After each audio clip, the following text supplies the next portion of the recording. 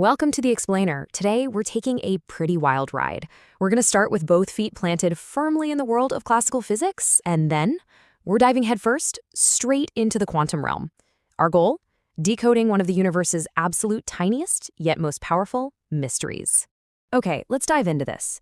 Have you ever actually stopped to wonder, how does a single, solitary, moving electron create a magnet? It's kind of wild to think about, right? But it's this fundamental mystery that links the invisible electricity flowing through your walls directly to those solid magnets stuck on your fridge. So to crack this code, we've got a quick roadmap. First, we'll look at the electron as a magnet. Second, the gyromagnetic ratio. Third, enter quantum rules. Fourth, the Bohr Magneton. And finally, number 5, Ampere's Circuital law. Don't worry, we're going to break the dense math down step by step. Section 1, the electron as a magnet. Let's look at the physical geometry here. Now, what's really interesting here is what happens when you picture an electron revolving in an orbit around a nucleus. Because it has a charge, specifically a negative charge, and it's constantly zipping around in a circle, it basically acts exactly like a tiny circular loop of current. And as we know in physics, a continuous flow of charge creates a magnetic field.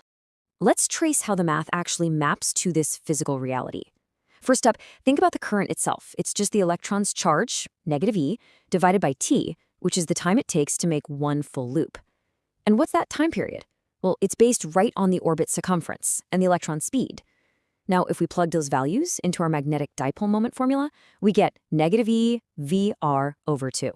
But the story doesn't stop there. By bringing in the mass, velocity, and radius of the electron, we capture its angular momentum, MVR. So we've literally just linked a physical orbit directly to true magnetic potential. How cool is that? All right, section 2, the gyromagnetic ratio. Time to see a constant rule of nature emerge. When we combine those mathematical properties we just talked about, we get this beautifully simple result.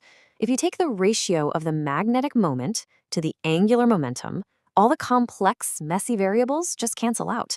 We are left with negative E over 2m. That's simply the electron's charge divided by twice its mass.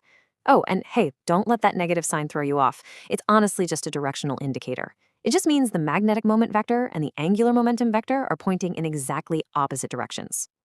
And when you actually plug the known measurable charge and mass of an electron into that slick little formula, you get this absolutely massive number. 8.78 times 10 to the 10th power coulombs per kilogram. So, the crucial point is, this isn't just some random math coincidence. This is the gyromagnetic ratio. It's a fixed, fundamental constant of proportionality that completely binds an electron's angular momentum to its magnetic moment. Every single electron in the universe absolutely obeys this exact rule. Moving on to section 3. Enter quantum rules. Get ready for a major plot twist. Listen to this. According to Niels Bohr's quantization rule, the angular momentum of an electron moving in a stationary orbit is quantized. This was physicist Niels Bohr totally changing the game. He realized that the atomic world, it doesn't flow on a smooth, continuous spectrum like we intuitively assume it does. Actually, scratch that continuous idea because it exists in discrete, locked steps. Bohr's rule tells us that the angular momentum L has to equal n times h over 2 pi. Now, n is just an integer, orbit 1, orbit 2, orbit 3, you get the idea, and h is Planck's constant. Fundamentally, this means an electron can't just have any random angular momentum. No way. It has to rigidly step up or down these very specific quantum ladders. Which brings us to the climax, section 4, the Bohr Magneton. We are ready to smash these classical and quantum rules together. And this brilliantly illustrates the real magic of theoretical physics. We take our classical ratio, right, the one saying magnetic moment equals MEL over 2m, then we bring in Bohr's quantum rule for L. By simply substituting Bohr's rule into our classical equation, that L completely vanishes, and we're left with a brand new formula. The magnetic moment equals n times EH over 4 pi m. So what happens if we look at the very first closest orbit? We just set n to 1, plug in all those fundamental constants, and we get this incredibly, mind-bogglingly tiny number, 9.27 times 10 to the negative 24th power Ampere square meters. Okay, so why does this matter?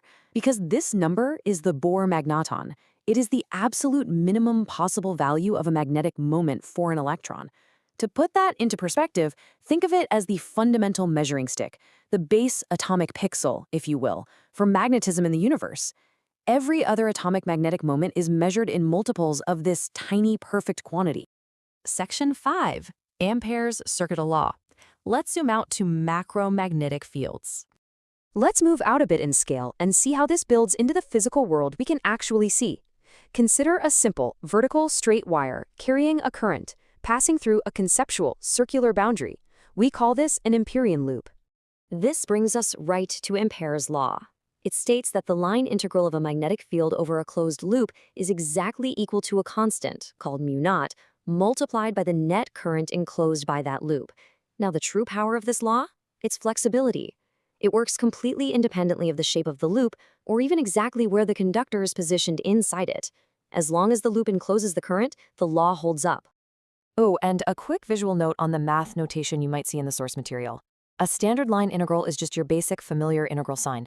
But in Ampere's law, you'll see a closed line integral. It's that same sweeping symbol, but with a distinct circle right in the middle of it. That circle simply means you're integrating strictly over a closed path, like that continuous boundary loop we just pictured around the wire. It's a tiny detail for sure, but absolutely vital for reading the math correctly so you don't get confused.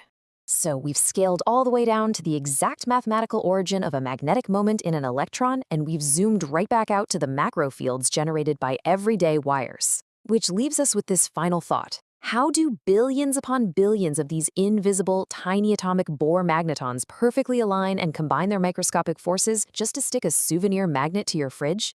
Keep that mystery in mind the next time you grab a cold drink. Thanks for joining this explainer, and as always, keep questioning the universe around you.